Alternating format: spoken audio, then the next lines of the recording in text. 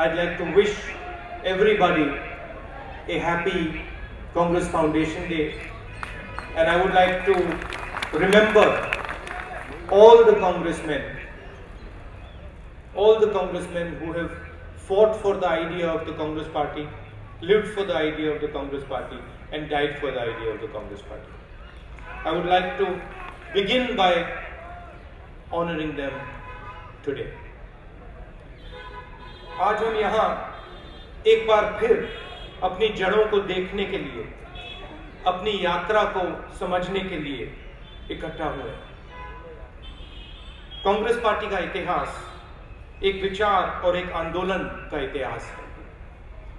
हमारी इस यात्रा का क्या मकसद? इकबाल के शब्दों में, सितारों के आगे जहां और भी है, अभी इश्क के इंतहा और भी है। सबसे पहले मैं रिश्ते की बात करना चाहूंगा।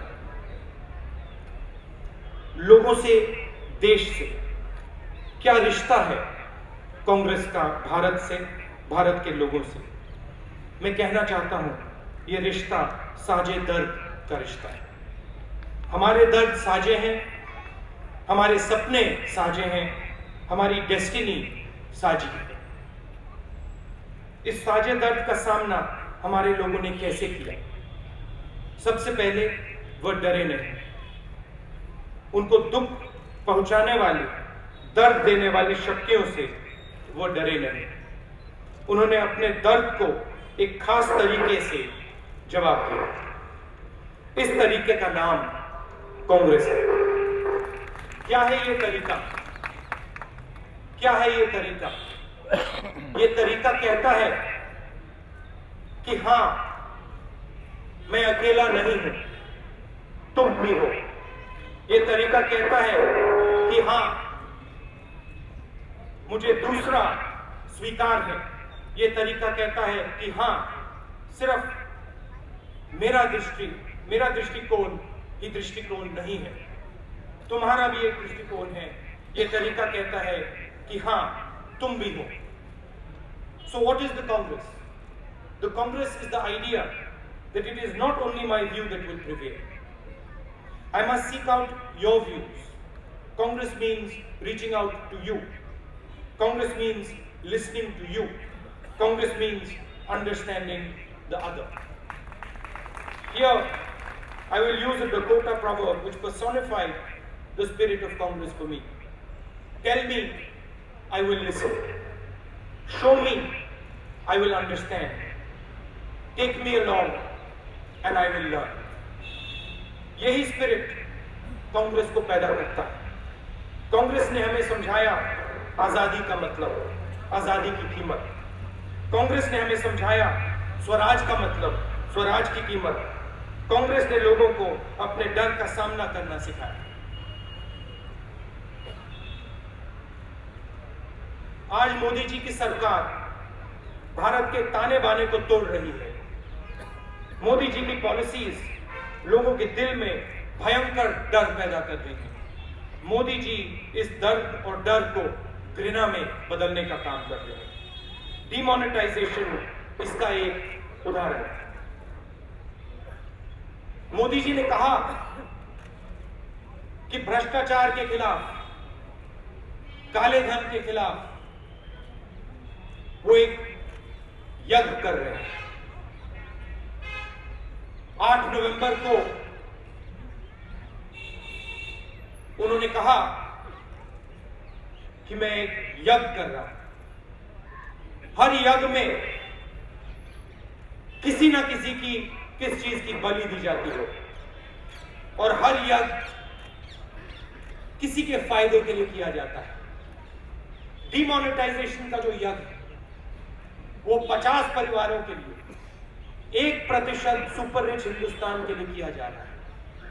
और इस यज्ञ में हिंदुस्तान के गरीब लोगों की, किसानों की, मजदूरों की, मिडिल क्लास की, छोटे दुकानदार की बलि चढ़ाई जा रही है।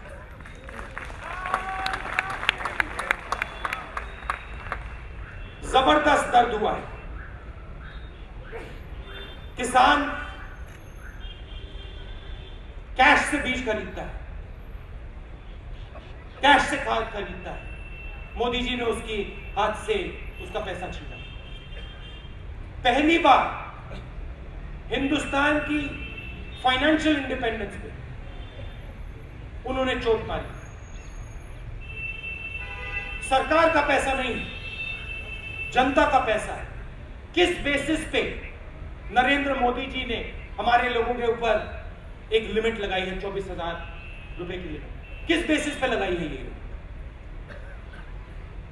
लक्ष्य है चुने हुए लोगों की सरकार चलाओ, गरीब लोगों से पैसा खींचो, चुने हुए लोगों को दो, दर्द फैलाओ, गुस्सा फैलाओ और उसके बल पर राजनीति करो।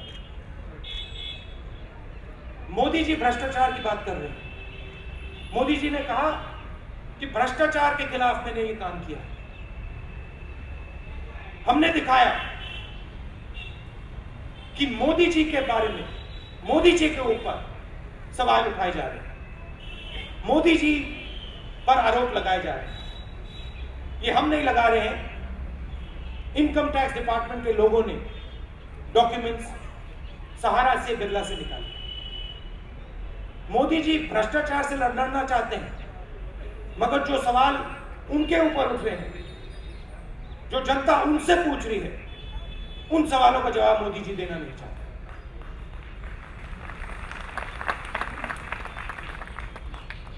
कांग्रेस पार्टी को जनता के साथ खड़ा होना है, किसानों के साथ, मजदूरों के साथ, गरीबों के साथ, मिडिल क्लास के लोगों के साथ, छोटे दुकानदारों के साथ, हिंदुस्तान के साथ खड़ा होना है, उनकी मदद करनी है। और इस मुश्किल समय में कांग्रेस पार्टी को लोगों के बीच में जाना है, हमारे वर्कर्स को लोगों के बीच में जाना है। मुझ में पूरा भरोसा है कि आप ये काम करेंगे।